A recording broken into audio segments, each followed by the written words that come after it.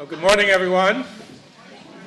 Welcome. My name is Tom Stanton. I'm currently the chair of the Dean's Council, and it's my pleasure to welcome you here to the Dean's Leadership Forum, which promises to be a very interesting day of education and conversation.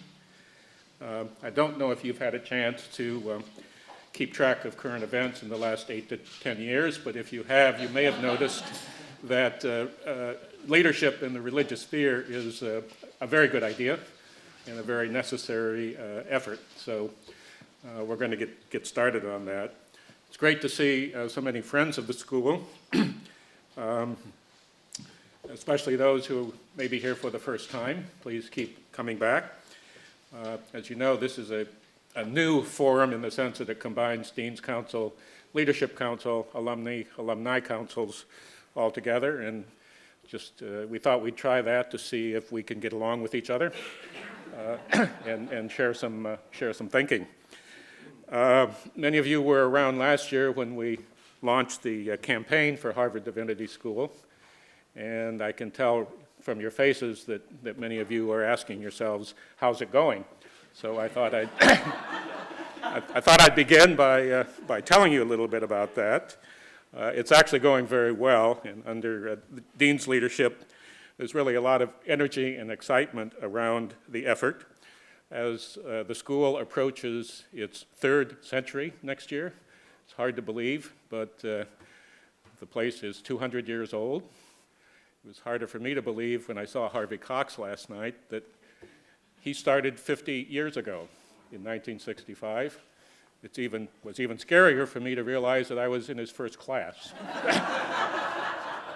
So I don't know where the time went, but he's still looking pretty good and as sharp as ever, and that's good to see. Over that last 50 years in particular, this place has really evolved, as you all know, evolved from a strong non-denominational seminary to what truly is, in my view, and in the views of others, the center for the collaborative study and understanding of world religion. And that's the effort that we'll keep pushing forward, and a lot of the effort that's been behind the campaign. For example, just to give you a few details, the Robert H.N. Ho Family Foundation established the Buddhist Ministry Initiative, which includes a Buddhist chaplaincy component and an international visiting scholars program. The gift supports students, faculty, and programming in Buddhist studies and responds to enormous demand for greater understanding of Buddhism in the United States and in this university. The Susan Shallcraft Schwartz Endowment for Christian Studies provides financial aid, brings exciting speakers to campus, and established a professorship in Christian Studies. The Reverend Stephanie Paulson was recently named to this chair. Susan, of course, is a member of the Dean's Council. She couldn't be with us today, but she and her husband are stalwart supporters of the school, and this may be the first meeting she's missed, at least in quite a while in my memory. Forging new ground across Harvard's campus and across the Charles, if you can get across the Charles, a donor who presently remains anonymous recently established a chair in business ethics and the economic order. This is really exciting, and the gift recognizes both the reality and the necessity that disciplines have to cross boundaries, and exciting things happen when they do. So we're very, very thrilled about this gift and the ties to Harvard Business School and moving further and further across campus. Another accomplishment of the campaign to date has been a significant increase in the annual fund and in other unrestricted support. Thank you very much, all of you who have done that. Examples of the impact of your gifts have included paid internships for HDS students in the social service sector, seed funding for religions and the practice of peace, a new domain that focuses on religion's capacity to minimize or reduce conflicts and promote peace, a project dear to the heart of our dean and important, as we all know, to the world. So that's where we are. We're about halfway through the campaign. time-wise, and we're about halfway through the campaign money-wise. Our aim is to get to 50 million, and we're at 25. So we're counting on this group to close that gap as the day goes on. Just gentle little commercial there. We've focused, as you can tell from the stories, on building faculty, retooling the curriculum, broadening the scope and focus of religious studies. In addition to that, we've got to focus on brick and mortar. And speaking of brick and mortar, we're speaking of Andover Hall. Both Rockefeller Hall and Divinity Hall are in pretty good shape. This place, except for this room, not so much. It's 100 years old. It's hard to believe that as well. And apart from some normal maintenance and repair, not too much has been done to it. Those of you who were in it during the great blizzards of this year noticed quite a few plastic pails hanging around, catching the drips where it could. So we're really focusing on the balance of the campaign towards a really revisioning and redeployment, if you will, of this space, which is the center of our campus, the center of our work, and marvelous things could happen. To give you a sense of what's happening, I won't belabor it, but we're setting up a video in Classroom 103. So during the breaks or throughout the course of the day, just stop by. It's going to be running continuously. You'll get a sense of what we propose to do, and people will be there to answer any questions you have. And certainly, if you've got some ideas on what else might happen to this building to move it into the 21st century and make it sound for the next 200 years, please send them forth. In closing, we need to remember a dear friend of the Divinity School. In February of this year, as you know, we lost John C. Whitehead, a very devoted supporter and leader of the school, a longtime member of the Dean's Council. His career is legendary. A young soldier landing on the Normandy beaches in World War II, teaching and studying at Harvard Business School, heading Goldman Sachs, serving as Undersecretary of State, and finally coaxed out of retirement to oversee the rebuilding of Lower Manhattan after 9/11. Some of you know, but maybe not all of you know, how deeply committed he was to Harvard Divinity School. He knew better than anyone the importance of a sound ethical education and understanding the force of religion in the international political sphere, and of service and of making the world better. For 3 decades, indeed, he served on the Dean's Council, seldom missed a meeting. He advised 4 deans and made the school stronger because of his wisdom and also his generosity. When asked to serve as chairman, honorary chairman of the campaign at age 90, he said, "Of course." And a number of us were on a phone call at the end of last year when John, with sincerity in his voice, said, "I'm sorry, I'll do the best I can, but I've just been diagnosed with cancer, and it's going to be a struggle," and he kept at it till the end. But that's some indication of his devotion. What was on his mind was helping in the campaign, even during his last time. So we will feel his absence today, but we know he's with us in spirit, and he'll be in our thoughts. So let's get on with the show, as they say. It's going to be an interesting day, and to tell us what's coming next is Janet Gatso, Hershey Professor of Buddhist Studies and Associate Dean for Faculty and Academic Affairs. Janet, it's all yours. Thank you.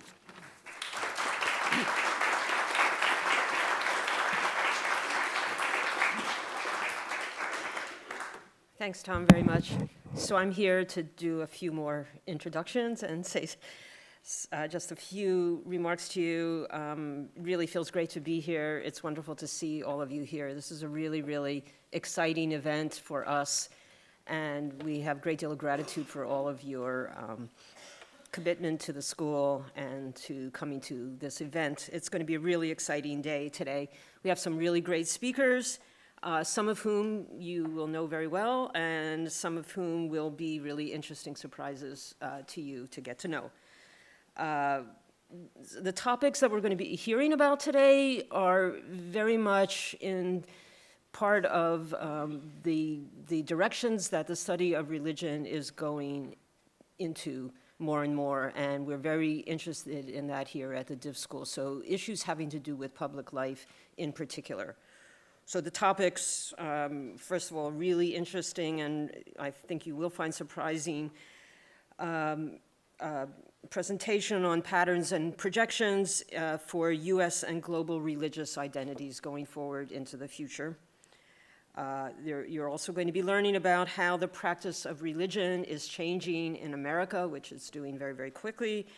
And you're also going to be treated to an exploration of the very, very complex but also vital role of religion in public life and politics this morning. Now, over lunch, another treat is you're going to be meeting some of our star and amazing students here who are going to be sharing with you some of their big ideas. We're sort of thinking of this as a kind of HDS TED Talk series. These are up-and-coming scholars of religion and ethics, and they're going to be talking to you about some of the problems that they're struggling with and engaged with as students here at the Divinity School looking forward. And I'm sure you're going to be especially struck by their passion and their excitement. I'm in the fortunate position of being on the faculty here. I get to work with these amazing people every day, and it really is what keeps me going, and that's really true. So I'm glad that you had a chance to share some time with them. And after lunch, we have one more presentation, which again is going to be really, really interesting. So that's you back here in the classroom. Again, with a young scholar who's visiting here this year. I won't tell you more about him right now, but the topic is really, really important, and he's really brilliant. So I hope you enjoy that as well. So let me move on right away. Our first introducer of our first panel, so introduction number 3, is my colleague Diane Moore. She's senior lecturer on religious studies and education, and she's senior fellow at the Center for the Study of World Religions. And she runs the Religious Literacy Project at HDS. So thank you.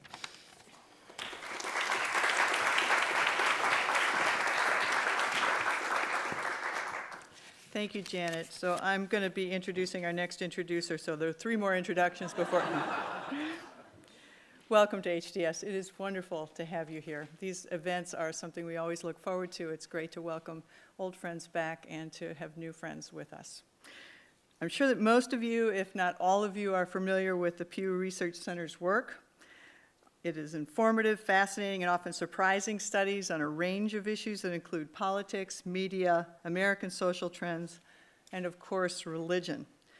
In this time of tremendous partisanship, it is refreshing and important to note that the Pew Research Center is a non-partisan think tank that does not make policy recommendations, but rather illuminates critical social issues, public opinion, and demographic trends in the US and in the world. It's a really important research role for the work that I do in the Religious Literacy Project. We need more good, solid, trustworthy information about religion, and Pew is the go-to place for that. And our speaker this morning, Alan Cooperman, is central to the research work on religion there. So hot off the press, I'm sure many of you have seen and know this study, but Alan will be speaking about it today, not exclusively, but it's entitled The Future of World Religions, Population Growth Projections 2010 to 2050, and the tagline, which is what captured everyone's attention in the press, Why Muslims Are Rising Fastest and the Unaffiliated Are Shrinking as a Share of the World's Religious Population. So we'll hear more about that particular study, but all the work that Alan does. Our speaker this morning, Alan Cooperman, has had a hand in all of these important religious studies, and he'll speak again about many of them this morning. He's the Director of Religion Research at the Pew Research Center. He's an expert in the role of religion in U.S. politics and has played a central role in all of these studies. He's an author of numerous religious studies, including Mormons in America, Muslim Americans, the U.S. Religious Knowledge Survey, Nuns on the Rise, that's N-O-N-E-S, not N-U-N-S, although I'm really excited to know that N-U-N-S are also on the rise in some very exciting ways recently. Before joining Pew Research Center, Alan's long career in journalism included the Associated Press, time at the Associated Press and the Washington Post. His full bio is in your program. I won't rehearse that again, except to say how grateful I am personally for Alan, the work that you've done, and the important witness that you represent. And let us all now warmly welcome Alan Cooperman.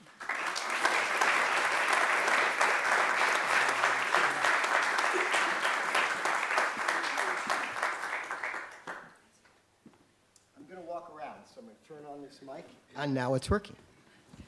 Diane, thank you for that. That was a lovely introduction. My father would have really loved that. My mother would have believed it.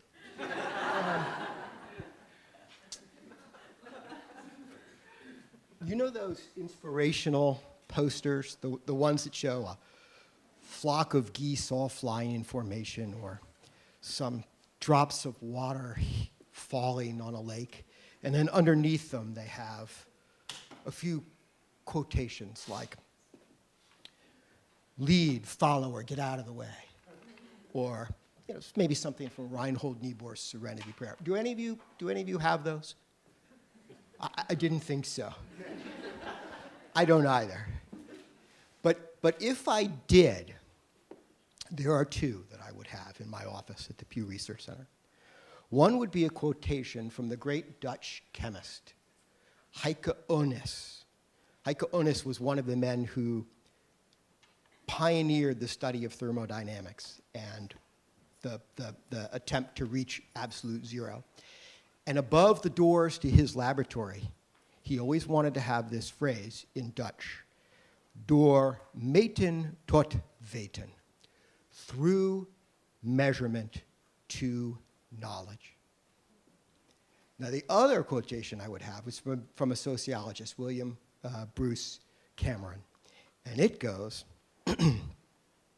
not everything that counts can be counted, and not everything that can be counted counts. So my colleagues and I at the Pew Research Center, we try to live in the Venn diagram intersection between these two aphorisms. We do quantitative social science. We try to understand society and changes in society, including religion, by measuring things. And we come up with a lot of numbers. We also know that the numbers seldom tell the whole story. To tell the whole story, to bring the numbers to life, we rely on the kind of qualitative, sociological, historical, ethical, theological explorations that are done so ably, with such integrity, by the faculty and the students at Harvard Divinity School. So I am delighted, thrilled, really, honored to be here at this place of scholarship and reflection, and to share with you some of our recent research, and I hope also to get back from you some of your insights and reflections on what these numbers mean, what they imply. I think many of you realize that cross-disciplinary research, as Tom Stanton alluded to earlier, often is the kind of research that yields the greatest insights. One of the things that we have been trying to do in recent years at the Pew Research Center is to bring cutting-edge demographic techniques, especially population modeling, to the study of religion. And it'd be only a slight exaggeration to say it's never really been done before. The reason it's never really been done before is not that it didn't occur to anybody to try to apply population modeling to religion, but the reason it hadn't been done before is that demographers have not had the basic data that they need to build these models. So we've been working now for 6 years with a team of 3 or 4 really top ranked, top-level demographers, a computational statistician, a database manager, some superb research assistants, and some wonderful colleagues in Europe to try to gather this information. We're up over now, we've looked at more than 2,500 censuses and surveys and population registers from all around the world to gather basic data on fertility, mortality, age structure, sex, and other factors important in understanding the demography of religion around the world. And with that, we have built models to try to project the future size of 8 major religious groups in descending order of current size: Christians, Muslims, Hindus, the unaffiliated, Buddhists, folk religions, that is, religions such as African traditional religions, Aboriginal religions, Native American religions, all other religions, an umbrella category, and Jews, the smallest of the 8 categories, to project the future size and distribution of these religious groups through every country in the world from now through 2050. Begin where demographers begin. When demographers want to build these kinds of models, they have to start with the current baseline population. And they want to understand that baseline population in cohorts, usually 5-year cohorts, of men and women. So imagine boy and girl children between ages of 0 and 4, how many are there in each country, or in this case, in each religious group in each country, how many 5 to 9-year-olds, how many 10 to 14-year-olds, and so on. And they take each of those cohorts and they project them into the future by adding in births, likely fertility, for women in each age category in that country or that religious group, then subtracting out deaths through mortality tables, adding in immigrants, subtracting out emigrants, and in the case of religion, we also have to factor in religious switching. But so we start with the basic population, and I'm not going to show you the population pyramids for every religious group, for every country in the world. It's obviously thousands of them. But when we look at this as a whole, what we see is that around the world today, Muslims are the youngest of the major religious groups that we are able to look at. And we're really at the mercy here of the data that's available. We might love, for example, to look at Protestants, Catholics, and Orthodox Christians separately, or to be able to look at Sunni and Shia Muslims. But that kind of data is not globally available. We, in many cases, have to amalgamate up, aggregate up. So when we look at this, we see Muslims have the lowest median age worldwide. Give you another statistic on this. 34% of Muslims worldwide are under the age of 15, compared with 30% of Christians and 30% of Hindus and 27% of Christians. And 27% overall of the world's population today is under the age of 15. So a greater share of Muslims are young. And a population that starts out young is going to grow faster. It's going to have more people entering those prime childbearing years. Jews are the ageist. The Jews are the oldest overall of median age of the groups that we're able to look at. The world average is 28. You'll see that Christians are a little bit older than the world average median age. Again, Hindus and Muslims are a little younger. All things being held equal, a population that is younger will grow faster. But not all things are equal, because fertility rates also vary. And on top of being younger to begin with, Muslims around the world overall also have higher fertility rates. Or the other way of thinking about it is, they're a younger population because their fertility rates have in recent decades been higher than any other religious group. So worldwide today, the average woman worldwide has 2.5 children in her lifetime, live births. Hindus, Jews, folk religions, all the other groups are below that, and only 2 groups are above it, Muslims and Christians. Now we know that fertility rates are changing. And in our models, we use the United Nations population divisions in forecasts or projections for what's happening to fertility rates.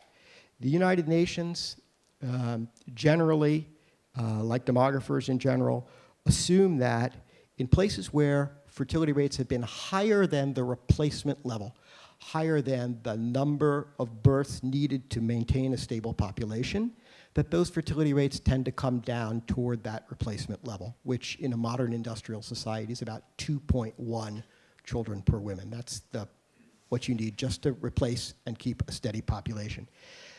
They also assume, demographers also assume, that in places where fertility rates are below 2.1, that they tend to rise, to come closer over time. So built into our models for every religious group, and this is just showing them aggregated at the world level, but we actually do this at every country for every group, we do see, generally speaking, in most of the parts of the world, fertility rates coming down, and in a few areas, fertility rates are rising, converging over the long term to 2.1, although in the life of our projections, they don't all reach 2.1. But it's very important for you to realize that we don't think of fertility as a static measure. It is changing. Now, why do some religious groups have higher fertility than others? Maybe some people will argue that it has something inherently to do with the teachings or culture of particular religions. That's not actually my view. I think when you look at the data, what really jumps out at you is it's all about where people live.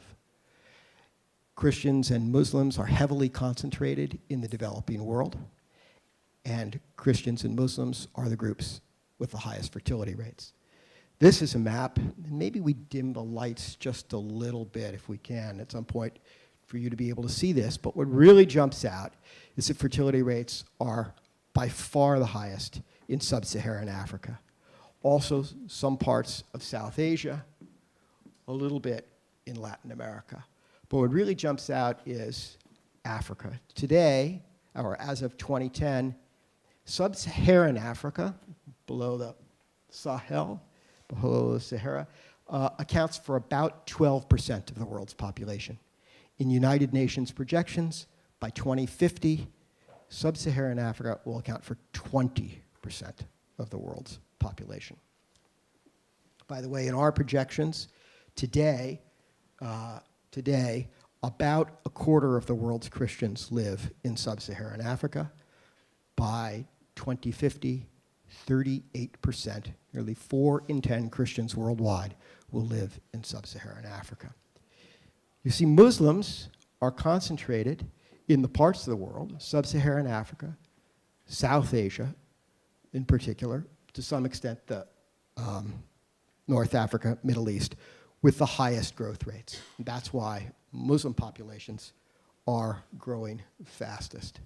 Another factor, however, is life expectancy. And the developed world at present has the lowest life expectancy.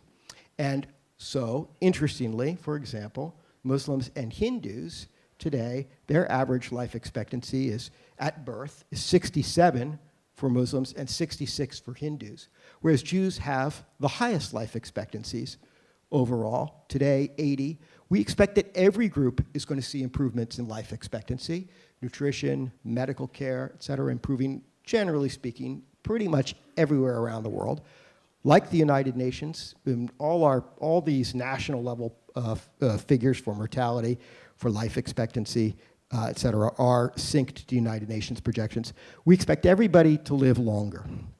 However, interestingly, the groups that have the lowest life expectancy today are the ones that will see the greatest improvement. And why is that? It's because really it's very hard to bring a country like the United States, where people are living to 79, 80 years on average, to get it each additional year requires a lot of investment in medical care. Whereas in places like sub-Saharan Africa, a little bit of investment, a little bit of improvement, especially in child mortality, results in much longer lifetimes. So interestingly, even though at present Muslims have and Hindus have lower life expectancy, we expect them to see the greatest improvements in life expectancy over the next 4 decades, which is another reason why Muslims in particular are worldwide growing faster than other groups. So we also need to factor in religious switching. And we live in the United States, a country in which there is an enormous amount of religious switching. In fact, in our studies, in which we ask people quite often in surveys, what is their present religion? And later on in a survey, we ask them, in what religion were they raised? We find that more than 4 in 10 Americans today have a different religion than the one in which they were raised. And even if we remove from that equation movement within Protestantism, which is obviously a very large category in the United States, we still find that about 1/4 of Americans today have a different religion than the one in which they were raised. In this context, many of us mentally, when we think about religious change, we think about it in terms of conversions or religious switching. But in fact, worldwide, the dynamics of religious change are far more a matter of fertility and mortality, where groups are concentrated, than they are of religious switching. So we have data from surveys and censuses on religious switching in about 70 countries, pretty robust data, that together make up about 45% of the world's population. We can do some additional fancy pants modeling where we use proxy countries to try to that are seen to be similar to countries where we don't have religious switching data. If we push it to about 185 countries, we get up to modeling religious switching for more than half of the world's population. But even when we do that, we still find that religious switching is, for most religious groups, really not that big a factor in their growth. Now, there is one exception, and that's Christians. And that's, again, because many Christians do live in the places where there's been a lot of net disaffiliation in the United States, in Western Europe, in Australia, and so on, in the developed Christian world. And so in our projections, the group that loses the most from religious switching is Christians. The group that gains the most from religious switching is the unaffiliated. And these are net changes. Bear in mind, with every religious group, there are people entering and there are people leaving. And a lot of religious groups tend, for one reason or another, to focus on only one side of that equation. For one reason or another, they look only at those entering or only at those leaving. You really need to pay attention to both numbers. Here are overall global totals for the next 40 years, our estimated percentages or numbers of people leaving and entering in each group. And you can see that for Muslims, for example, a very small, about a net gain we anticipate of about 3 million. For folk religions, also some net gain. For Jews, some net loss. For Buddhists, some net loss. For Christians, a fairly substantial net loss, although, again, Christians are a really massive group to begin with. So, putting it all together, this is our big picture. Over the next 40 years, if current trends continue as they have, it's an important if, the United Nations projection is that there will be a 35% growth in the overall world population. The world's population will go from about 7 billion people to about 9 billion people. Christians who live pretty much everywhere in the world, including in the developed world and in the non-developed world, will grow at about the same rate as the world's population because they are so spread out. Muslims, heavily concentrated in the developing world, the places that are growing fastest, they will grow at roughly twice the rate of the world's population overall. All the other groups that we're able to analyze separately, Jews, folk religions, the unaffiliated, other religions, that big umbrella category, and Buddhists, will decline as a share of the world's population.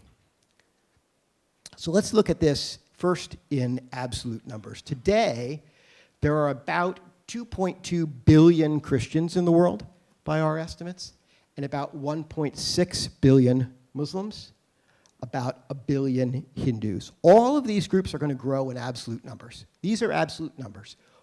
by 2050, we project nearly 3 billion Christians, nearly 2.8 billion Muslims, and about 1.4 billion Hindus. The other groups, the unaffiliated, also will grow in absolute numbers, especially because of that conversion or switching out of religion into the unaffiliated, especially in North America and in Europe. And these other groups, Buddhists, folk religions, other religions, and Jews, will remain pretty stable in absolute numbers. Again, because of aging populations, particularly for Buddhists, living by and large in parts of the world with aging populations and relatively low fertility rates. Now, in percentage terms, market share, if you will, I'm not totally fond of the market share analogy, but I'll use it here. In market share, Christians are going to remain really remarkably stable. I would not have guessed this going into this study, although if I think about it now, again, what I would say is Christians look like the world as a whole because they live all around the world. With the exception of the Middle East, North Africa, Christians are very evenly spread out. In rough picture terms today, a quarter of Christians live in sub-Saharan Africa, a quarter live in Europe, a quarter live in the Asia-Pacific region, and a quarter live in the Americas. That's in rough terms, but so evenly spread out, they look like the world as a whole. They'll grow, and their market share doesn't really change. Hindus, similarly, highly concentrated in one country, India. 94% of the world's Hindus live in India. India's fertility rates are coming down. As a share of the world's population, Hindus are growing at about the same rate as the world overall. No real change. Again, Buddhists and folk religions declining. Jews, there is actual decline here. It's just so small, such a small group, it's not measurable. It rounds up to 0.2% of the world's population. Now, the unaffiliated, interestingly, declining as a share of the world's population. Again, because where are the unaffiliated? The unaffiliated are heaviest in China, where birth rates are very low and the population is rapidly aging. In North America, where we also have an aging population and low birth rates, and in Europe.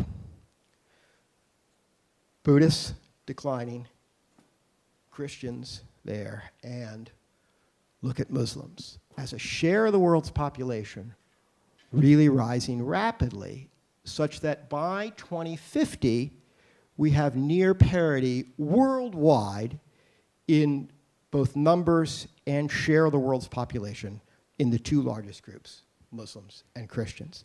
Now, we always intended for these projections to end at 2050.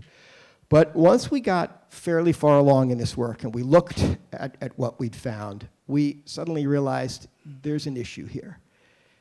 You've got this one line that's stable and this other line that's coming up toward it. What are people going to assume is going to happen next? So once we have the models, it isn't that difficult to spin them out beyond, and we did. And it's very important for you to know that though the official projections, the formal projections, end at 2050, if we take these same assumptions, the same input data, and we spin it out, the Muslim and Christian lines do not intersect and diverge. Right? That Muslim line coming up doesn't just kind of shoot through the Christian line and keep on going. On the contrary, the two groups reach actual full parity in 2070, and then all the way out to the end of the century, they climb together pretty much in parallel and remain quite close together. So, in other words, I think the story to tell here is a story of approaching parity.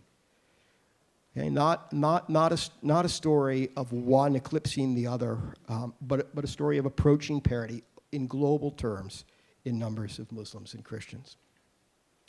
There will be some important changes at the national level. There are several countries around the world where the majority of the population will change. The religious composition of the majority of the population will change. Interestingly, for example, the United Kingdom, where we have census data on religion, and Christianity has been declining quite rapidly, actually, as a share of the UK population.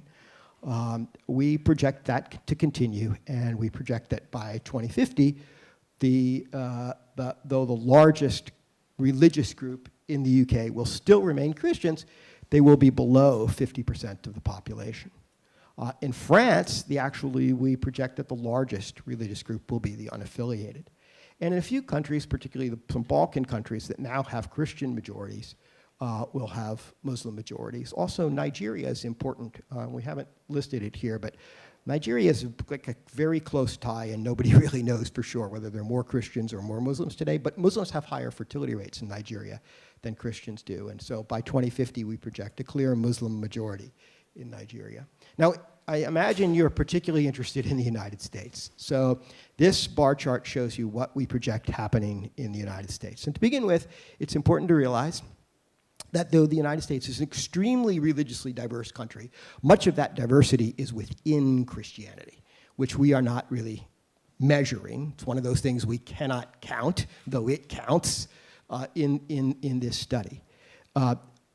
All the other religious groups, other than Christians, and if we consider the unaffiliated to be a religious group, all the other religious groups make up only about 5% of the US population today.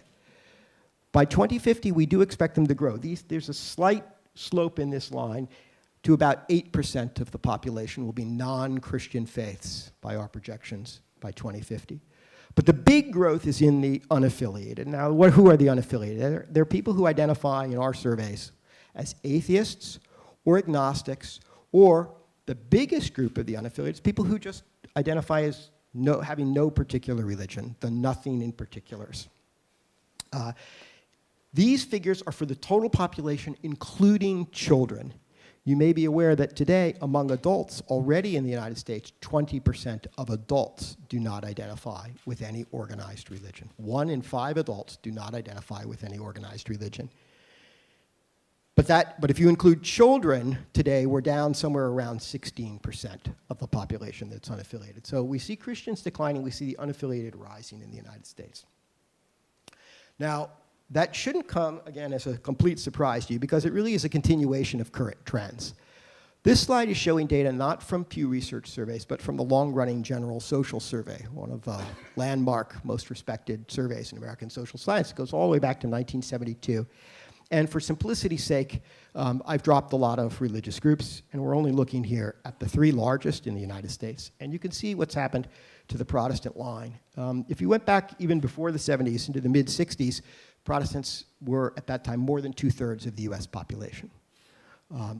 And at that time, virtually everybody in the 60s identified with some religious group. In fact, you find books written in the early 1970s that say it's silly to ask in surveys whether people identify with a religious group, because everybody does. The only thing you should ask about is whether they belong to an actual congregation. But what we found, or what the GSS found, is that slowly the share of the population that doesn't identify with any religious group has been rising. And it took, I sort of see this in broad terms, it took 15 to 20 years to rise from 5% of the population to 10% of the population. Then it took 10 years to rise from 10% of the population to 15% of the population. And then it took 5 years to rise from 15% of the population to 20% of the population. This is what we call the rise of the nones, N-O-N-E-S.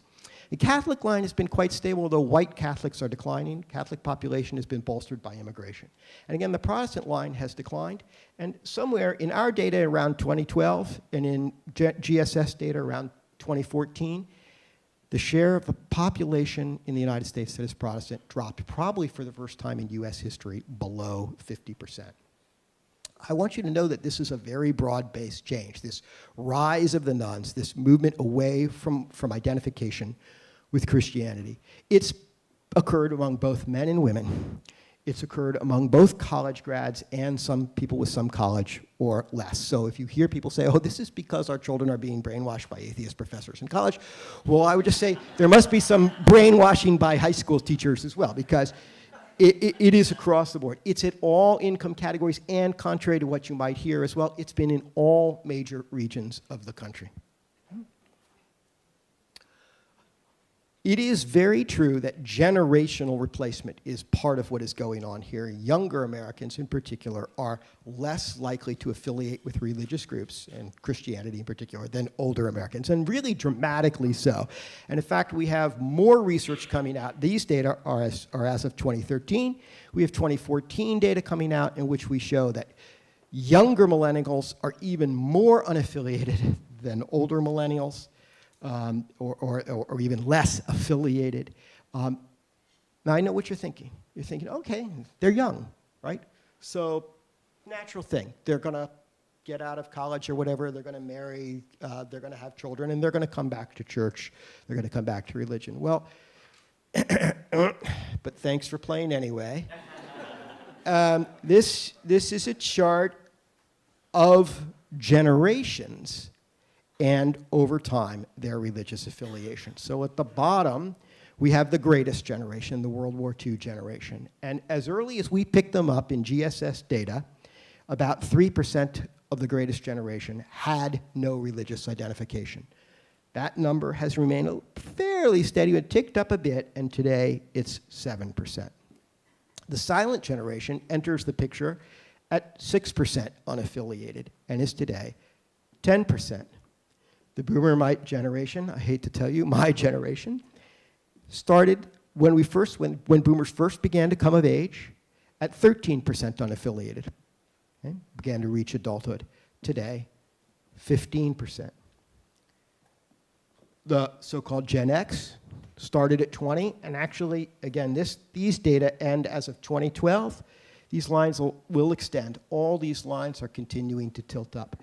And the millennials, 29%. In this slide, actual figure in our latest data is 32%. And for the youngest millennials, it's probably closer to 34%. So my point is, each generation has been less affiliated than the previous generation, and over time, they have not become any more affiliated. Or another way of thinking about it is, not only are young people today less affiliated than older people, they are less affiliated than younger people were, than those older people were when they were young, right? Now, your intuition that as people age, they maybe become more religious in some ways is nonetheless right, okay?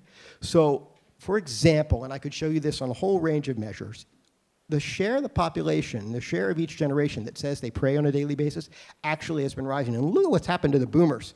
My generation, we started out at 47%, said they pray daily. Today, it's nearly 2/3. So in some ways, people do become more religious, or many people become more religious as they age. But religious identity doesn't seem to be rising as generations age.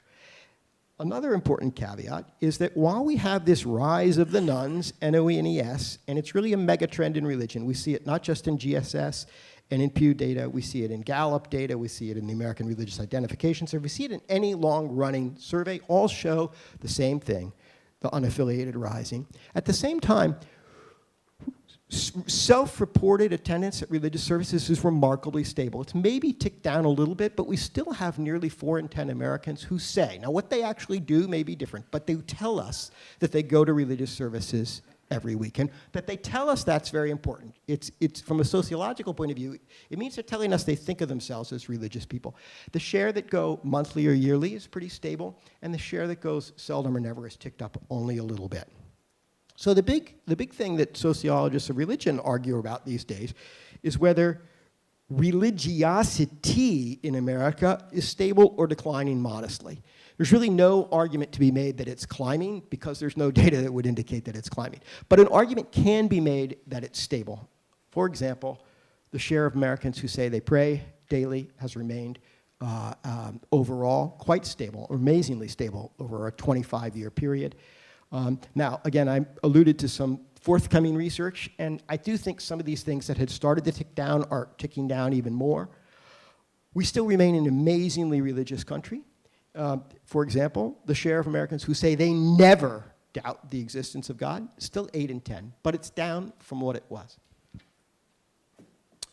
Okay, now it's time for some caveats. You're going to be hearing from David Gergen.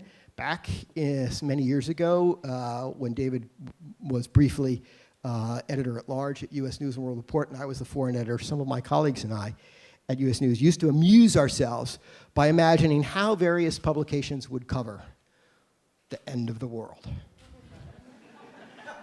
U.S. News & World Report, end of the world, what it means for your portfolio.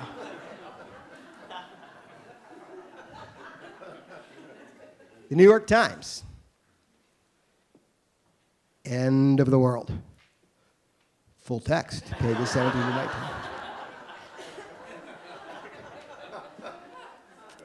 USA Today, I bet you all know what's coming. USA Today, end of the world. Full color weather maps, page 10. So now I imagine what happens with the Pew Research Center. How are we going to cover the end of the world? Well, very sedately, some revisions to our demographic projections for the world's religious groups may be necessary. I could have gotten out, the force majeure clause from my homeowner's policy and read that out to you. What I'm trying to say, very obviously, is that there's a lot that we can't predict. Demographers always like to say that projections are not predictions. We're not trying to tell you this is actually what's going to happen, what the world's going to be like 40 years from now. What we're trying to say is that this is where the current trends are going, and if they don't change, this is where we'll end up. In other words, by trying to peer into the future, we actually can sometimes see with greater clarity what's happening today. But let us obviously say that many things could change, particularly migration is subject to change, and war, famine, technological innovation, rapture, all kinds of things could, and probably will change these projections. With that, I would love to take some questions. I have spoken mostly about the projections, but we do have data on a lot of other things. Yes, sir.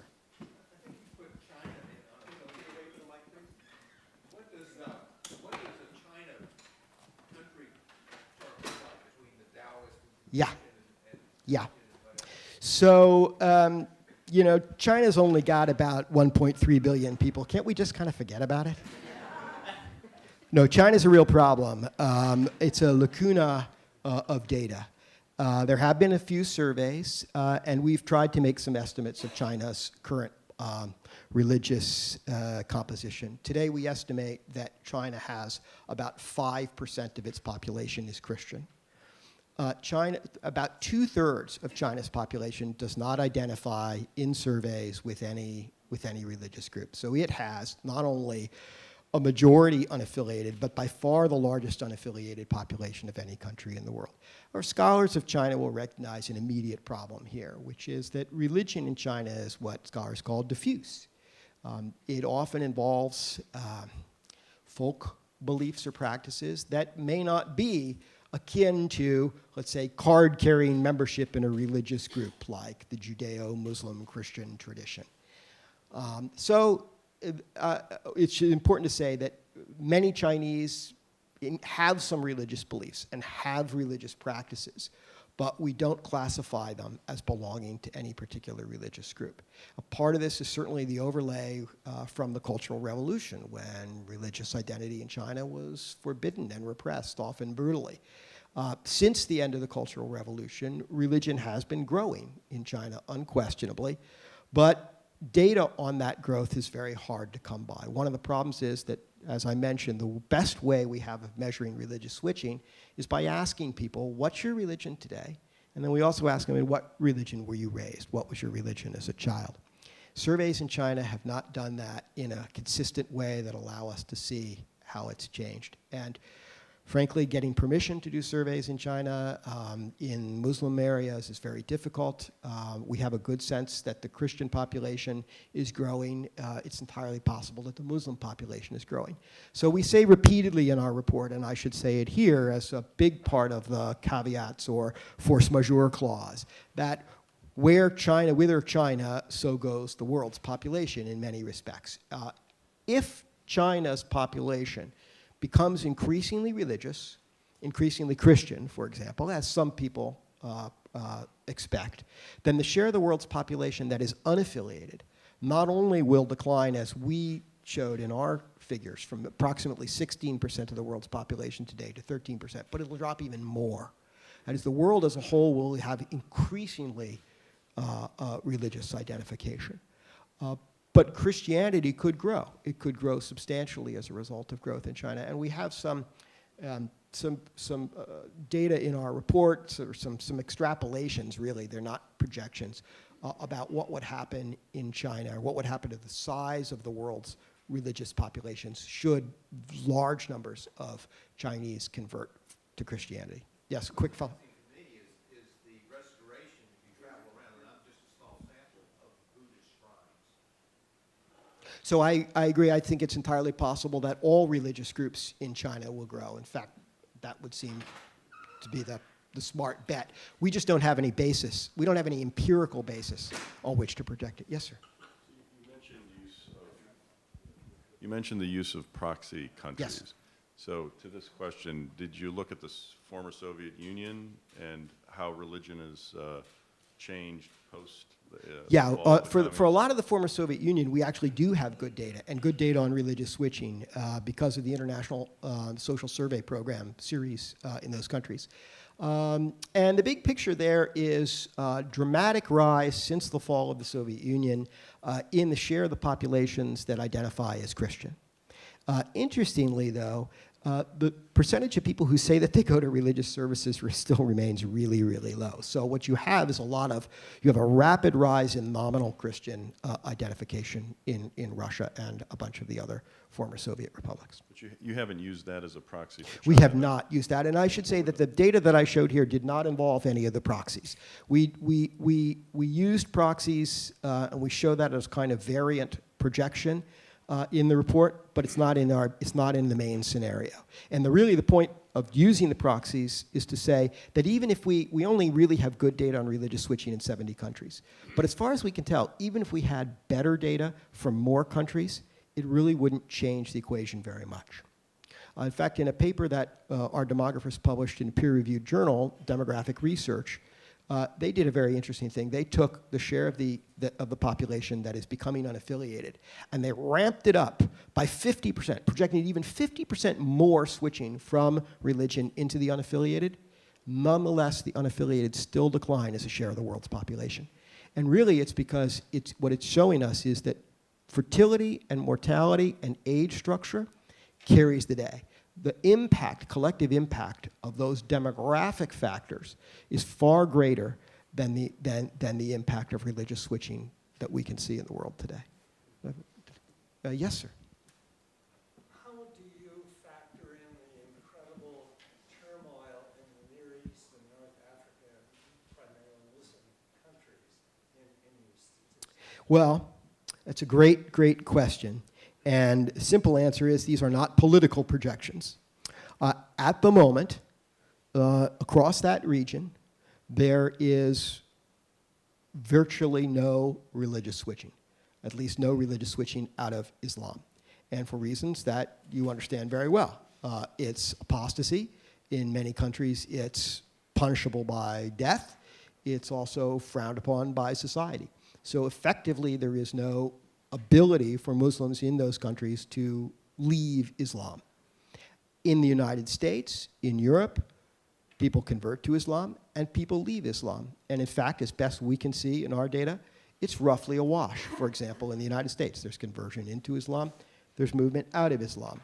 In the Middle East, North Africa, there's no movement out of Islam. Now, should there be major political change, such as those societies open up, there's some sort of, it would be the Arab Spring on steroids for this to happen, and it become possible for large numbers of people, possible both societally and legally for large numbers of people to change their faith, then absolutely these numbers could change. We do not bake that political, that would be a political prediction, and we don't bake it into our numbers. Yes, sir. Is there any correlation or any interest in correlating the urbanization trends to the extent that people are homogeneity, there's increase in proximity, and therefore possibility for institutionalization. Absolutely. Urbanization and education are, in most models, the driving factors behind some of these changes. They are the drivers of declines in fertility rates. People move from the countryside to the city, they become more educated. Between those two things, their fertility rates plummet. And that's what underlies the United Nations projections at a national level. Everything we've done is harmonized to UN projections. We're not projecting any more growth or any less growth in the world's population or in any country's population than does the United Nations. We are simply taking what the United Nations doesn't do is try to talk about religious groups at all. So we've tried to get at the level of religious groups, and implicitly, but very importantly, urbanization is baked into the pie, so to speak. Yes, ma'am. Thanks so much for the presentation. When you were talking about Muslims as a share of the world's population, and you Yes. put up on the map of the world, you also noted that sub-Saharan Africa was, there's a lot of shift there. And I'm interested in whether your projection Yes. included movement around clean water and sanitary, in gutters. There's a huge push for social entrepreneurs, social action organizations doing that sort of work there. And I'm curious if Yes. consideration of that. Absolutely. It's sort of the same answer that I gave. It's the UN projections, and the UN projections are for that part of the world's population to explode is probably an incendiary term, but to grow very rapidly, far more rapidly than the population in any other part of the world. Why is that? Well, fertility rates are declining in sub-Saharan Africa, but mortality is declining faster. It's the classic, what demographers call demographic transition, and it will take time for people to adjust mentally to the idea, for women and men to adjust to the idea that they don't have to have 6 children anymore, because they'll have 2 children and 2 will probably survive, or 3 children and 2 will survive. But it takes a generation or 2 generations for that change to come about. So for a while, even though fertility rates are coming down, they're still far higher than the infant mortality rates that are declining all across sub-Saharan Africa, and affecting both Christian and Muslim populations in sub-Saharan Africa. We've tried to do some historical post facto look at what's happened to religion in sub-Saharan Africa. And the big picture there is really fascinating, because as best we can tell, about a century ago, the majority of sub-Saharan Africans probably identified, or it certainly practiced, traditional African religions. Since then, both Islam and Christianity have grown as a share of the population rather significantly. But even more so, their numbers have just skyrocketed. So there's been in absolute numbers, the number of Muslims in sub-Saharan Africa has risen 20-fold over the last century. The number of Christians has risen 70-fold over the last century in sub-Saharan Africa. And again, people like Philip Jenkins, now he's down at Baylor, have written books and speak far more eloquently than I can about what this portends for Christianity. But right now, as I said, if you look at sort of where is the geographic center of gravity of Christianity, it's really everywhere. It's in Europe, it's in the Americas, it's in Asia, it's in Africa. Really, Christians are spread everywhere, but in the region in which Christianity was born, North Africa and the Middle East, it's only about 2% of the world's Christians live there. But everywhere else, there are a lot of Christians. But by 2050, this clear center of gravity of global Christianity, if these things continue as we see, will be in sub-Saharan Africa with 38% of the world's Christians. Yes, David. Can I just ask a follow-on question from that? Yeah, Do you know anything about the fertility rates of those groups? Yeah, so that's really interesting. And I think the big picture in the United States, and at some point I think we'll try to get into this more than we have. I think the big picture is that more religious people tend to have more children. And we see this within Christianity, we see it in other religions as well. We see Orthodox Jews, especially the ultra-Orthodox, having much larger families than modern Orthodox or non-Orthodox Jews. So I think that what's going on is that I do think evangelicals have higher fertility rates, but I don't think it's the evangelicalism. I think that the driving factor is religiosity, but I can't prove that. That's a hypothetical notion. But I would just bear in mind not to assume that it's the evangelicalism. Right? Can we take one more question? Yes, sir. I'll give it a shot. Maybe you can help us dig a little bit deeper on the unaffiliated notion that someone who's unaffiliated from a Lutheran family in Minnesota is very different from someone who's unaffiliated from a Muslim family in Indonesia. Absolutely. And what do we make of the global statistics of unaffiliated, particularly when you look at the generational question in terms of the rise of native-born, if you will, unaffiliated? That is a super, super smart question. I really appreciate it. Let me also note that it goes not only for the unaffiliated, but for all these religious groups. So our projections are projections about the share of the world's population and the number of people who will identify with various religions.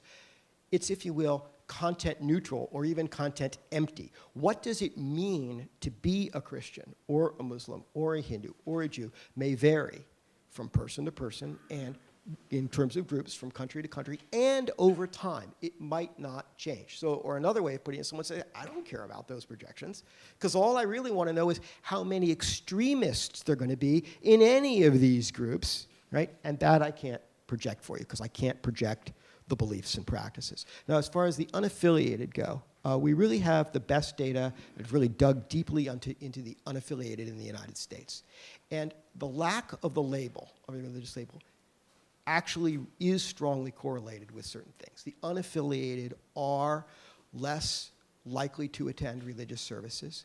They are less likely to say that being religion is important in their, that religion is important in their lives. They're less likely to say that being part of a community of people of shared values is important in their lives. People on the other side, people who are religiously active and religiously connected also tend to be more active in virtually every sort of thing that we've asked about. They tend to be more active in book clubs, more active in drama clubs, more active in youth athletics, more active in virtually everything. Okay? So one way of thinking about this is joiners are joiners, non-joiners are non-joiners. Okay? So part of it may, again, it may not really just be about religion. It may be about personality, psychological traits.